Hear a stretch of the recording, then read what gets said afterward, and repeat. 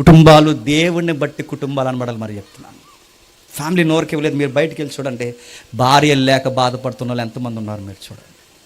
బయటికి వెళ్ళి చూడండి, భర్త లేక బాధపడుతున్న వాళ్ళు, భర్త చనిపోయి బాధపడుతున్న వాళ్ళు ఎంతమంది ఉన్నారు. మీకు విలువ తెలియట్లేదు. చాలామంది డైలాగులు వేసుకుంటారు. డైలాగ్ చెప్తున్నా, అనవసరంగా నేను చేసుకున్నాను. లేకపోతే నీకు ఎవరు సల్మాన్ ఖాన్ అవుతాడు? నీకు అనవసరంగా నేను చేసుకున్నాను. ఐశ్వర్య అవుతుందా నీకు?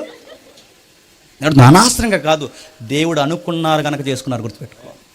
దేవుడు నిర్ణయించుకున్నాడు కనుక చేసుకున్నారు, గుర్తుపెట్టుకో. దేవుడు మీ పట్ల ఎంతో కొంత సంకల్పం ఉంది కనుక మీ ఇద్దరిని ఆ సమస్యల్లో కలిపాడు, గుర్తుపెట్టుకో.